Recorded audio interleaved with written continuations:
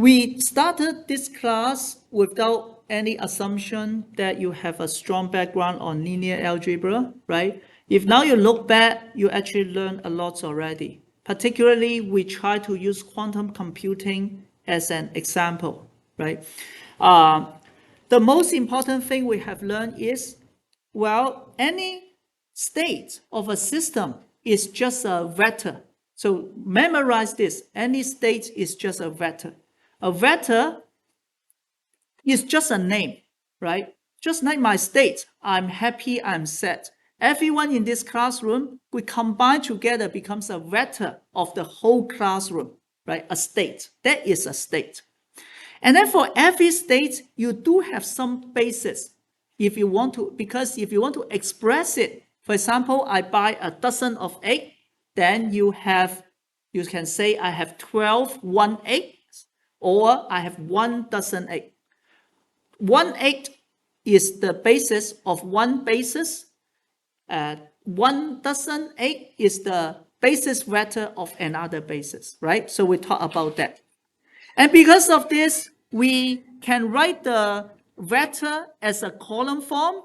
Very important is that each vector, each number here represents how much components you have for the first basis. Maybe I call it 0. I just make it simple, call it 0. I can call it the first basis, the 0th basis, or whatever.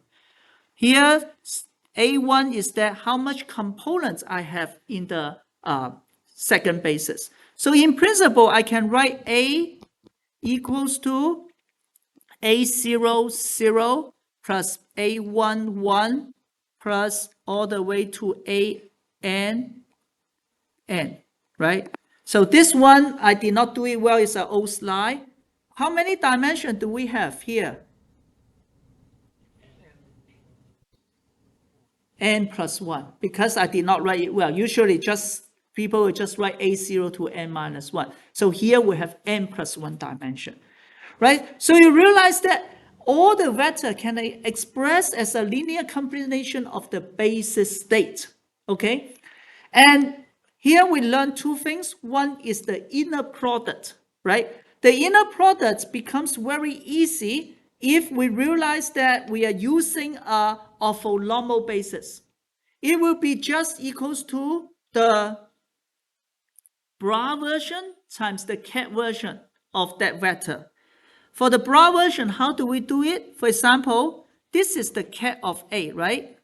And then the bra is going to be complex conjugate and transpose, right? Always remember this. So I do the transpose first, A0, A1, AN, and then I have this complex conjugate, right? And naturally, if you try to follow the matrix multiplication rule, the bra, for example, this one is just equals to A0 star all the way to AN star times B0 to Bn. And you do see that it is just the individual component, the corresponding multiplication of the component, and you add them together. And that is the inner product, right? And this is only correct, again, if you are using an orthonormal basis, okay? Then we talk about superposition. Actually, here already have the superposition, but let's say again, particularly in quantum computing, we're lucky we usually only deal with 2 levels, so it is 0 and 1. You can call it up and down and up, left and right, whatever. The most important is how much component you have for each basis, okay? And when we do the measurement, what happened? The Copenhagen interpretation, you will collapse the wave function. When you do a measurement, based on how you measure, right? The measurement operator, now you understand already, has some eigenvector. Those eigenvectors are the possible outcome. For example, you measure it by using the magnetic field in the z direction. Then it will collapse to either spin up and spin down, because spin up and spin down states are the eigenvector state. And they have corresponding eigenvalues, +1, -1. And eigenvalues are what you can measure which and as a result, this measurement also corresponds to the observables, right? So if I have a state which is a linear combination of 0 and 1, then naturally when I measure, it can collapse to either 0 or either 1. And we don't know which will collapse to, right? Just like Einstein said, the God doesn't play dice, but unfortunately, in this case, it does. However, although it's random, it always collapses with a probability correspond to the square of the coefficient in front of it. The square of the coefficient, you can take the magnitude and then square or do the complex conjugate and multiply to itself. That is the same, right? So that is the basics. Any questions? Yep, easy. And just say that it needs to be orthonormal basis when you want to do this type of inner product in this way. Orthonormal means what? It means that if the two vectors are not the same, they need to be normal to each other. Just like the xy coordinates, right? I always try to think about the real space if I don't understand anything. Y is normal to x. They don't have common quantities, right? So their inner product is going to be 0. But if they are the same, means itself, then its inner product is going to be 1. So that's why this is orthogonal, yes, and normalized for this, right?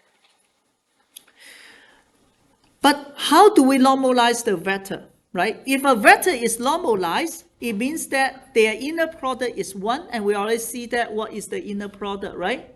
How do we normalize a vector? Somehow this is not in the order. Let me talk about this first. To normalize vector, all you need to do is divide it by its length. Then it normalizes, right? So remember this, right? Okay. And then we talk about the change of basis. We can, just like what I said just now, I buy 24 eggs. I can say I have 24 1 egg. The 1 egg is the basis I'm using. I can also say I bought 2 dozens of egg. The dozen is the new basis. So I can change one basis to another basis without, while the quantity, the object, the state itself is still the same. The basis is just for me to describe the object. Okay, just like I'm happy, I can speak in English, French, German, right? It's the same. And 2 bases is particularly important in quantum computing, the 0-1 basis and the plus-minus basis. And I told you earlier that we can use a fake example, a fake notation. I can draw in a 2D plane. I call this 0-1, and then this as plus minus, which is 45 degrees to each other, right? This is wrong, but turn out the math is correct for the relationship, because 0 and 1 are talking about the eigenstates. For example, in the spin, the magnetic field is pointing upward, and you do the measurement of the spin of the electron.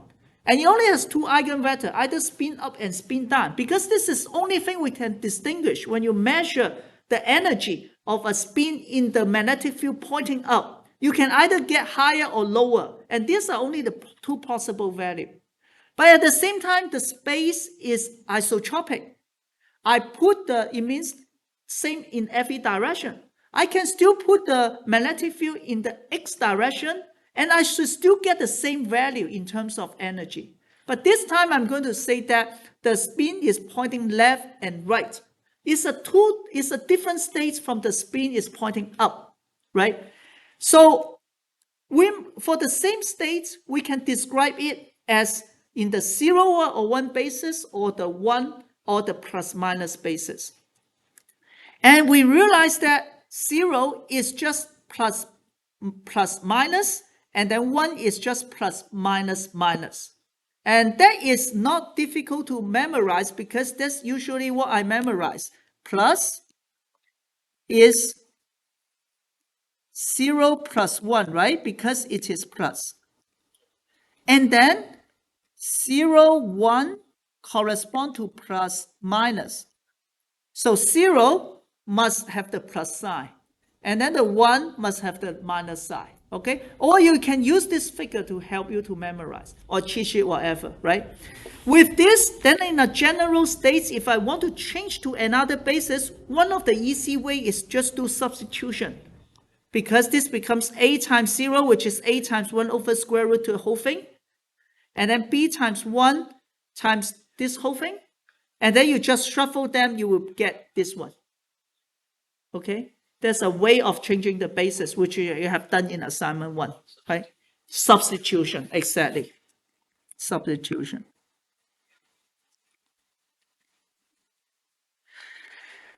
We talk about the bracket relationship. We understand every state is a vector, and we say it is a cat, right? For every vector, just like a human being, we have our image in the mirror. We can also create a space that has the corresponding vector in the bra space. They are not the same, but they're corresponding to each other. So A corresponds to A bra. If we scale our vector in the cat space by C, it's equivalent to scaling the corresponding bra by C complex conjugate, which makes sense because the bra is obtained by rotating the row and complex conjugate. And of course, that is also related to the adjoint matrix, right? It's all swapping the row and column and applies complex conjugate, right? And similarly, if you have a linear combination of vector, you do the same thing, but apply the complex conjugate. So these are the relationship. Now, if I do an inner product with the bra version of A on the cat version of B, is the same as the bra version of B on the cat version of A with complex conjugate. So this go back, I've been asking you, always try to recognize which one is vector, which one is number, and which one is the matrix. A and B are vector, but their inner products are the number. So definitely, you swap them, you will expect that it should be complex conjugate only, right?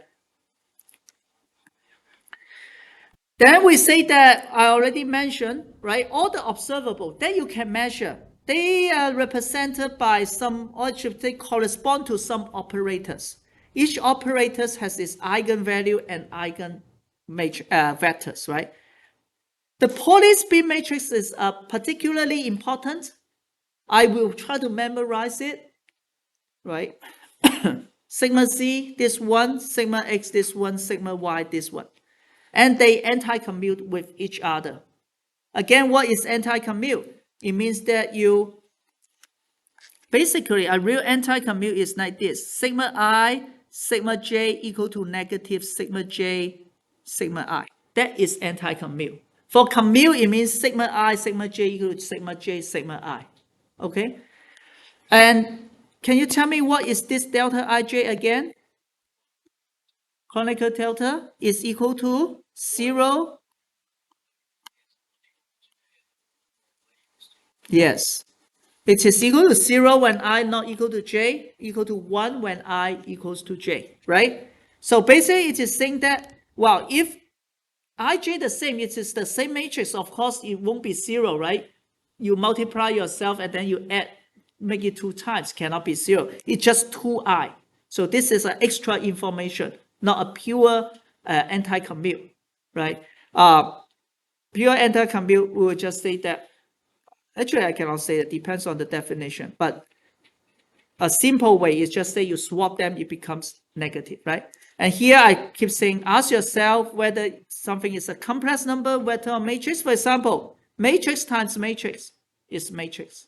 Matrix times matrix. Matrix plus matrix is matrix. This side must be matrix. Okay, fortunately, I is matrix. Delta Ij is number, so is matrix. Everything makes sense, right? And the dimension we just discussed today is also important. Check all this, then you can avoid a lot of errors. So we can just use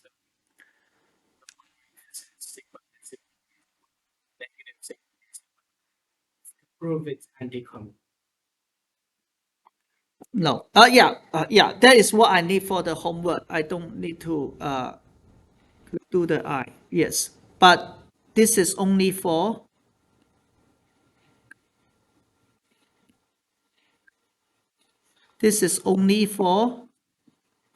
I not equal to j. Yeah. Because when I equal to j, then this is 2I minus it. This is not 0 here. Oh. Yeah. Okay. Okay, and this is important actually. Spin matrix in arbitrary direction. It is useful for all the quantum computing architecture you're going to learn in the future. To study the Bloch sphere and all these things, right? Even trap ions, superconducting qubit. The point is, but I particularly want to use in this class is to challenge your thinking. I want you to realize that, wow, for a space, the vector, not just that you can have complex coefficient, you can even have the matrix as the coefficient, right? So do you remember what it basically trying to say is if my magnetic field is in a certain direction, n, right, in the real space, what is the corresponding spin matrix? It's given by n dot sigma. So what is n again? Nx, Ny, Nc. This is the real space, right? Any direction. But do you remember what is sigma? It's also a vector. Yes, it is equals to sigma x, sigma y, sigma z. Okay, the coefficient is a matrix. If we write it out, this is nx, x hat, plus ny, y hat, plus nz, c hat. You know that already, right, in a real space. But what is this one? It is really just x, sigma x, x hat, plus sigma y, y hat, plus sigma z, c hat. So if you do a dot product of this guy, and we already know that they are orthonormal, the basis nx, ny, nc, I mean sigma x, x hat, y hat, z hat. This is nothing but just nx times 0, 1, 1, 0 plus ny 0, negative I 0 plus nz 1, 0, 0, negative 1, right? And it's just a matrix. It becomes nz, nx minus I, ny, nx plus I, ny, negative nc. It is a matrix. And indeed, this is a matrix because it's an operator, right? And you can check by making this in the z direction, this will become sigma z, x direction becomes sigma x. Yeah. Should we put the conjugate on nx and y and z just for sake of completeness? Because they could be real. Yes. Okay. Now, it cannot be complex because I already said this is a real space, but very good. Yes, in principle, I need to put complex conjugate, but they are real, so it is the same. Yeah. So, okay? Yeah. This matrix is very important. Okay, then we learn two types of matrix. One type of matrix is called adjoint matrix. Every is just like the bra version of vector. Every matrix also have their bra version. It's like bra version, right? The other space, right? Their mirror space. The adjoint is you do the transpose and then complex conjugate. It's the same as the column vector becomes the row vector, right? Transpose and then complex conjugate. Operation is the same. This is called adjoint. If the matrix equals to itself adjoint, equals to its adjoint, it's called Hermitian. Okay? That's as a hint. Make sure that you understand this definition for the midterm. Okay? Hermitian. What is Hermitian? You need to know this. Otherwise, you cannot claim that you have taken any quantum computing class. Okay, good. And then we go forward. We keep going to have more bracket operation. Because we learned the matrix already, so we also have the bra version. if I have the cat matrix operating on the cat, is equivalent to its adjoint matrix operating on the bra. Okay, the corresponding.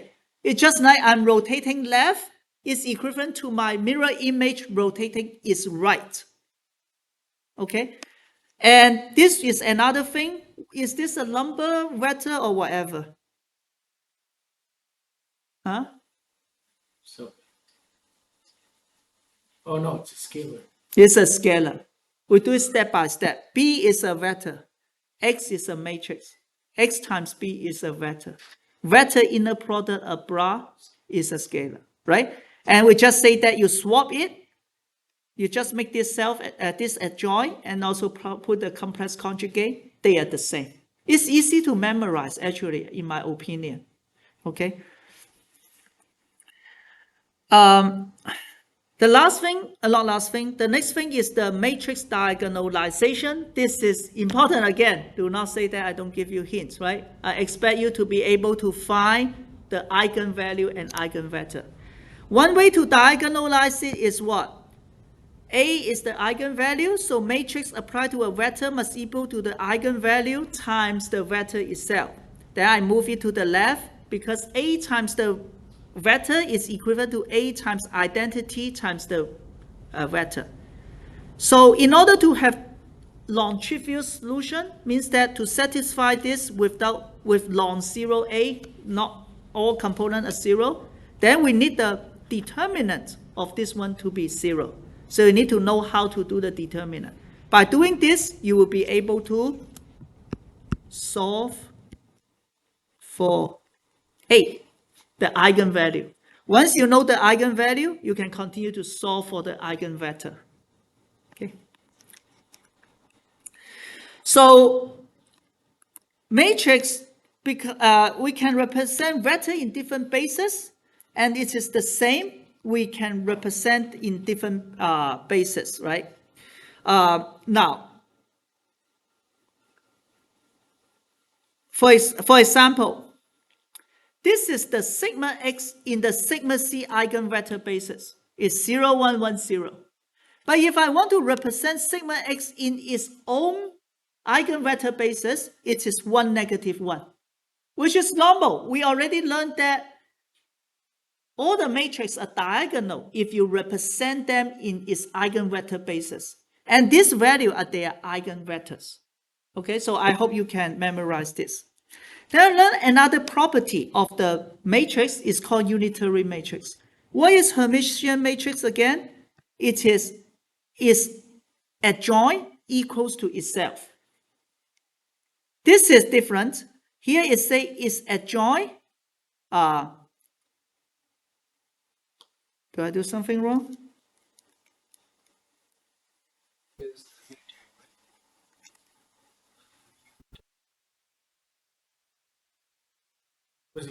Oh, yeah. Huh? I think it was U dagger equals U inverse. Exactly. I think I did something wrong here, So right? this should be- Yeah, I'm sorry for that. This is wrong. Should be U dagger equals to U inverse. Okay? Yeah. So I always contrast to this. The adjoint, right? I mean Hermitian self-adjoint is A dagger equal to A equals to itself. And then for unitary, it is equal to its inverse, or U dagger times U equal to I. Okay? Yeah, that is a bad mistake, but no one discovered in the last 2 years. Why is important? Yeah. I'm recording, yeah, because other students need to watch. Why this is important? Because it preserves the inner product if we do the transformation. Because this matrix, again, what is a matrix? It's an operation, a transformation, right? So if I transform F and G at the same time, then their inner product become UF and UG, right? And since UF is just equal to F U dagger, right?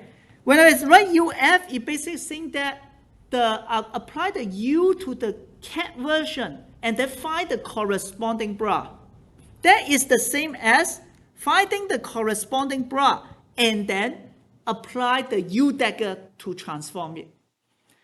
And so this one, you will see that UF UG equals to F U dagger UG. And because it's unitary, this is 1. That's why it preserves the inner product. Okay, I know this is a little bit confusing, right? But remember what is the meaning of the thing inside the cat? It's just of the bra is just a name. And what is this thing? You say that you apply the U in the cat first. So in the real world, I rotate myself by 90 degrees and then find the image. This is the same as I find the image in the mirror first, and then I rotate myself maybe on the other direction by 90 degrees. They are the same, right? And that's why UF and UG is just equal to UF, U dagger, UG. And this is unitary, so this is I. So unitary is very important. It preserves the inner product. Naturally, it preserves the length also. For in the basis, okay? And one more important thing is that I can write this as some column vector. It's a matrix, right? But each of these is a column vector, and they are orthogonal to each other. What I'm saying is this: U may be equals to A00, A01, all the way to maybe I use the same symbol will be better, right? This is U00, U01, all the way to UN1. Again, I should have U0N. I should have used the n-1, but here just use this. 10, U11, all the way to U1N. And then UN0, UN1, all the way to UNN, right? And what I'm saying here is this. If I treat this as a vector, then what is this? This is U0 vector. Treat this as another vector, this is U1 vector. Treat this as a vector, this is UN vector. All these vectors, I can write in this way, they are orthonormal to each other for a unitary matrix. Orthonormal, what does it mean? The length of this vector is 1. You do inner product, dot product with each other, it is 0. Okay? And how do we construct the transform matrix to from old basis to new basis? All you need to do is just use this scheme. Okay? This is the basis vector, the first basis vector of the new basis. This is the old one. So new O, new, I should write 0, 0, and 1, but now it's from 1 to n. Okay, so that's the new inner product.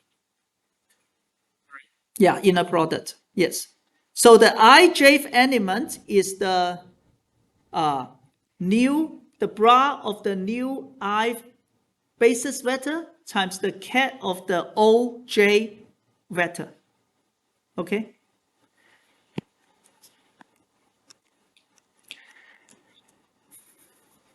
We also talk about the projection operator. I'm not going to talk about degeneracy. These are old slides. We also talk about the projection operator. How do you do the projection operator? If you want to project to a base, all you need to do is just construct this matrix. Again, is this a matrix? Yes. Yeah, because it is the cat times the bra, not bra times cat. Bra times cat becomes inner product, right? And with this, the probability, first we can use this to do the projection. You just apply this to the vector you want to project to Vi, project any vector to the basis of Vi. And then the probability is just equals to sandwiching the vector you want to project onto there. How much was the probability, right? Earlier we talked about the if I gave you the eigenvector and eigenvalue, you can just construct the matrix from this, because This is just by definition. I mean, we derived that earlier, not definition. I derived that earlier. You can check back the slides, right? But this is a way to construct the matrix if you know the eigenvalue and eigenvector. Okay. How much more do I have? Wow, there's a lot. Hilbert space, we can forget it, right? We learned this because we want to show that we actually have been using that. Hilbert space is that it satisfies all this property, but we already know that. Of course, the length of vector is larger than 0. We already know how to deal with the complex coefficient or the coefficient when it is in the Bra space. We know how to do F when you swap F and G in the inner product, right? All this distribution law. The most important is we realize that we go to more qubits, we actually construct them from a lower dimension, and they are all done through the so-called tensor product, okay? Tensor product, then how do we do it? Again, we can ignore this. The most important is when I do tensor products, all I need to do is, this is the first one, this is the second one. I put the whole matrix to each coefficient, and then I multiply it out, right? A11 times the whole thing, A1n times the whole thing, and then I do multiplication, A11, B11, A11, B1n, right? A1n, B11, A1n, B1n, and then I form the matrix. We also learned the partial measurement. Partial measurement means that we have many qubits, we only measure one qubit. Then you will collapse only the first qubit. And only the system state that contain the first qubit to which where it collapsed to will stay there, right? For example, let's just quickly, for example, for a psi, maybe equal to 0, 0 plus 0, 1 plus 1, 1. Okay? And if I normalize it, it should be 1 over square root 3. Once I measure, maybe it collapsed to 0, then I only have 0, 0, and 0, 1 left, right? Because it will only collapse for the system states that contain the first qubit state it collapsed to, right? And if I normalize it, what should it be? 1 over square root 2, right? Okay, good. And if I give you a basis to find the matrix representation, you just use this, Hij equal to VIHJI. Okay. We talk about the quantum register. I think we are very familiar with that. The most important thing is that you need to match each qubit to each other, right? So from left to right, this qubit in the first vector match to this match to this one when you do the inner product. Okay, they only talk to each other. Our electron, this electron only talk to its own bra. Okay, so the rest is nothing important but entanglement. Entanglement is what? You cannot simply express a higher dimension into a simple tensor product of lower dimension. You can express it as a summation of the tensor product of lower dimension, but you cannot express it as a simple one. For example, the Bell state.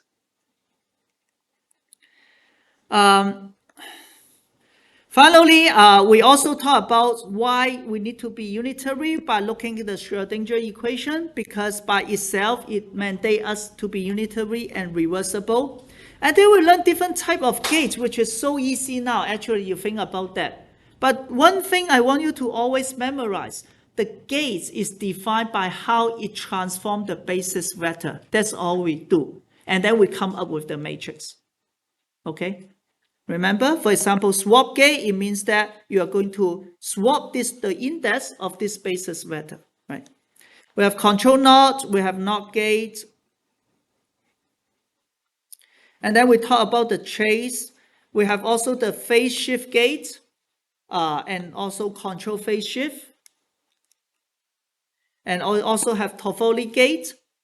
Toffoli gate is that like control NOT. You only apply the NOT to the last qubit, if the first two qubits are both 1. And again, this row corresponds to 1, 1, 0.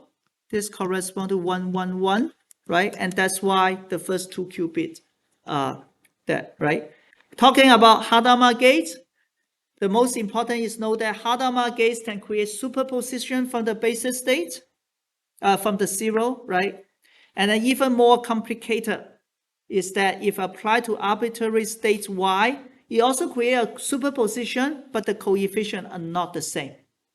Okay, so that's all I have for this review. Any questions? So this review and plus what we